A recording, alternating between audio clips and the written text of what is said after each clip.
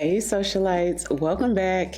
And if you're new, I'm Ariel. I do mainly beauty videos, fragrance, and a little bit of lifestyle. If those are the type of videos you enjoy, I'd love for you to hit the subscribe button and come join the family. So in today's video, I'm going to be trying a few new products, which happen to all be from Victoria Beckham Beauty.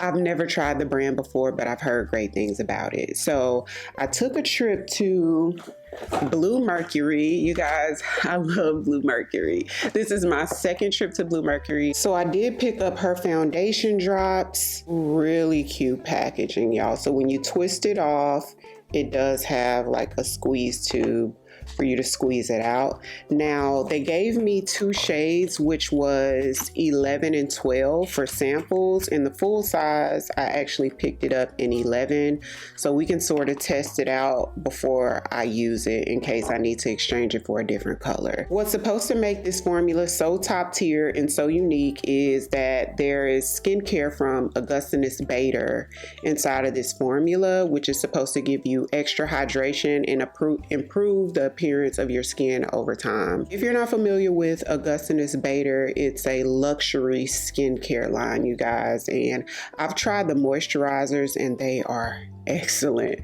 So I'm excited to try this out, even though it has really light coverage.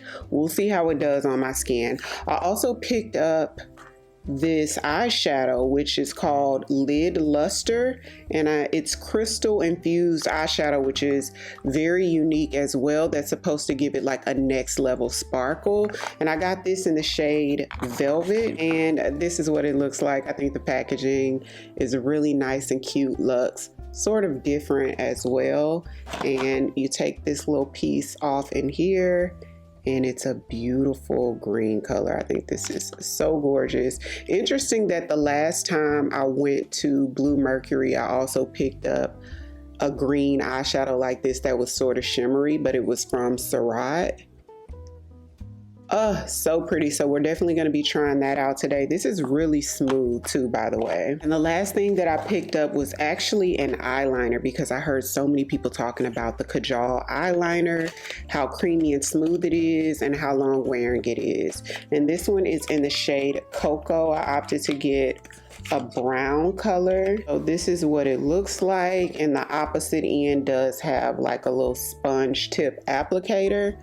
Let's go ahead and swatch it. So it feels really, really creamy, and it's like a dark brown shade. Let me see if I'm able to. Oh yeah, you can smudge it right out. Like, it smudges out really easily. Okay, y'all, I'm excited. I've already prepped my skin using my Clinique 100-hour moisture surge.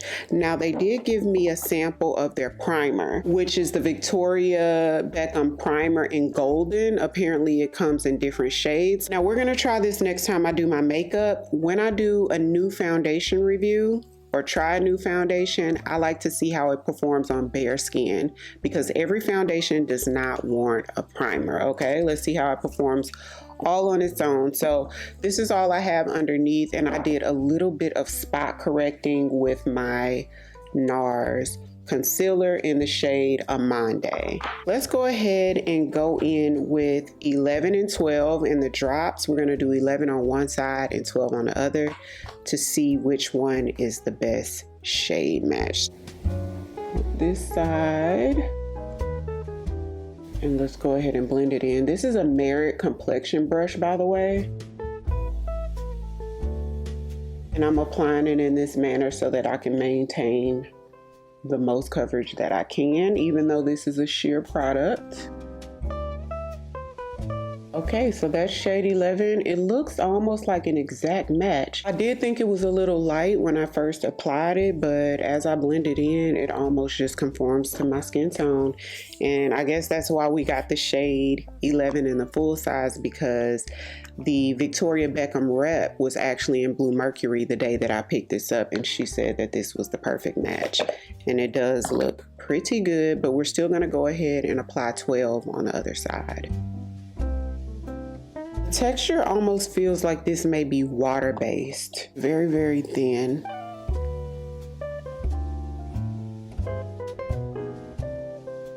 Okay, so this one's 12 and this is 11. What do you guys feel about the color? I honestly feel like I could get away with either one. 12 would be more so like a summer shade.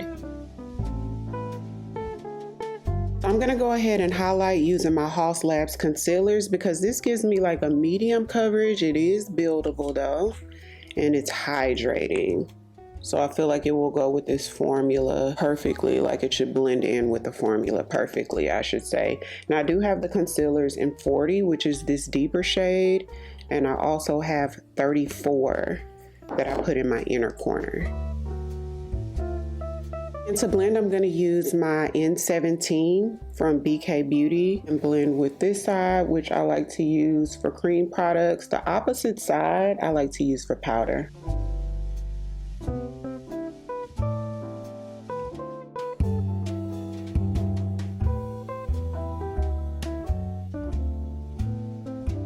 So the formula doesn't dry completely down, but I would say maybe about 80%, which is a little bit surprising for me, being that it's so luminous and a little bit like on like the loose watery side.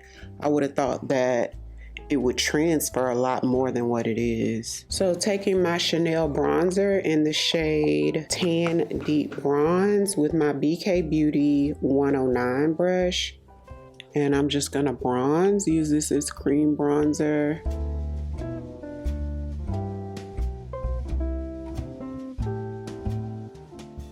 I'm gonna add a little bit of extra definition with my Merit bronzing stick or contour stick because this is really sheer. So I feel like it'll be perfect to blend in without looking like it's too much, because this is gonna be sort of a minimal makeup look because the Bronzing Drops is like a minimal makeup product. It's sheer, but it's buildable, so you can build it up to, I would say maybe about a medium-ish coverage. I'm gonna take this Chanel highlighting stick in Solar Glow. And using the opposite side of my N17 brush from the Nikki LaRose collection with BK Beauty and tap out the edges of this. I'm gonna take my Laura Mercier loose setting powder. This is the original formula, and go right in.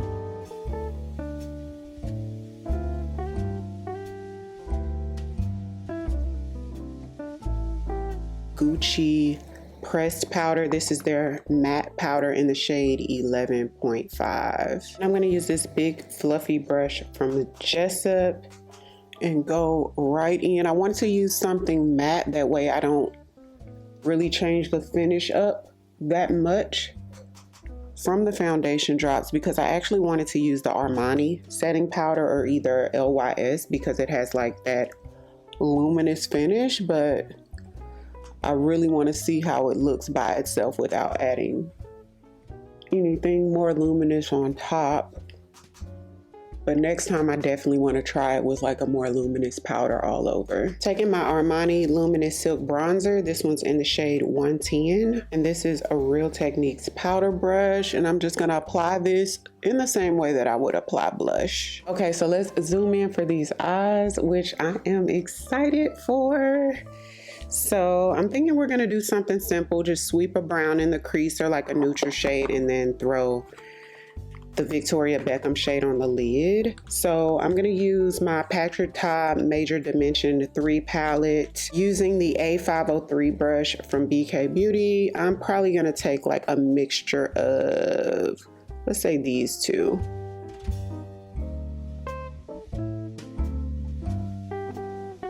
Okay, so taking my lid luster, we're gonna try applying it with my finger. Feels kind of creamy.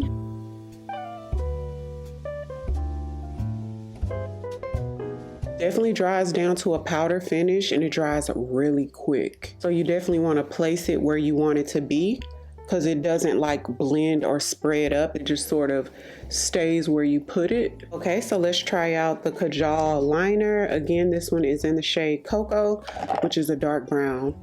So I'm gonna put it on top, sort of in the outer third, and then flip it and smudge with that doe foot applicator.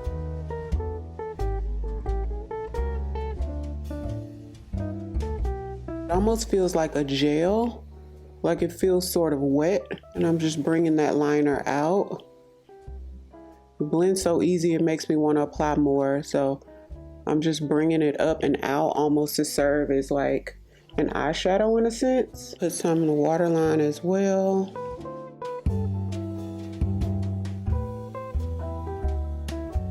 Sponge tip applicator is not bad. I still prefer a brush, but this one is not bad. Lancome Hypnose Drama Mascara. And for lashes, I am going to put just a few cluster lashes like right on my ends using my LYS lashes. Hung Van Gogh blush. This one's in the shade Possibilities, which is a pretty sort of subtle orangey shade that I think will complement the eyeshadow. For the lip, I'm using Freebird from NARS, which might be discontinued. Mink lip liner from Westman Atelier.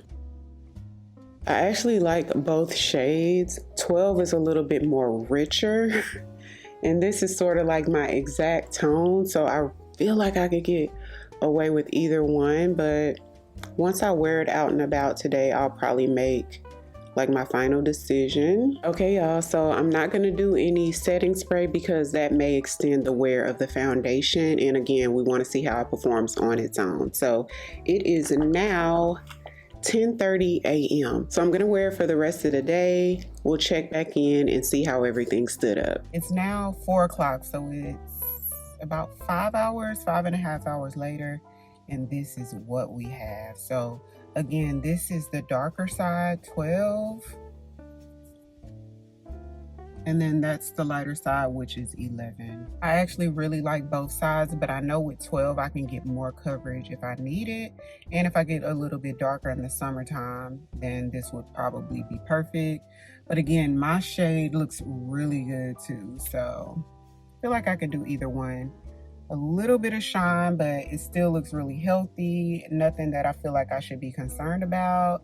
And I'll check back in with you guys a little later. Okay, socialites, so I'm back and it is now 7:25, so it's right at about 9 hours later, and this is what we have. So quite a bit of shine, but I'm still not mad at the formula, y'all, because I think it's very, very pretty. The skincare properties in the formula allow it to be really smooth, a little bit plumping. As you can see, my face looks sort of juicy. But with the shine, I can definitely say that the formula is catered towards more drier skin types or normal to dry skin types. Definitely not oily girl approved. And I think it would be really nice for like mature skin. For me, I would definitely have to do like an oil controlling or one of my mattifying primers just in the T-zone, and I'd probably be good all day. But we're definitely going to do another wear. I'm going to give it another go and use their primer with it and see how the wear is with that. There's no emphasis on fine lines or my pores, and it didn't oxidize. I see why there's hype on this for sure, but I wouldn't say it's for every skin type at all. Now let's talk about the eyeshadow and the eyeliner. So as you guys can see, there is creasing, significant creasing with that eyeshadow, and the eyeliner seems to be wearing off as well on the top and the bottom. And I don't typically see that sort of fading from eyeliner from any brand. So it was interesting to see, you know, how it wore off. And it's not like I'm like extremely oily right here. This was like one of the spots that was sort of dry. Not sure why that happened, because I do hear a lot of hype about the eyeliner. Definitely with that cream shadow, I'm gonna have to put some sort of base underneath, because I didn't bring my concealer down on my lid like I do sometimes, and I didn't use any type of eyeshadow primer. It's rare that I use eyeshadow primer, but I'd probably have to do one of the two on my eyelids for this one to sort of last a little bit longer without creasing on me. So I want to know what you guys think. Comment down below. Let me know if you've tried the foundation drops, the eyeliner, the Kajal eyeliner, or the cream eyeshadows in any color. Everything I used and mentioned in today's video, I'll have linked down below in the description box, So be sure to check that out. And if you're new here, welcome. I'd love for you to come join the family by hitting the subscribe button. Thank you all so much for watching. I'll see you on the next one.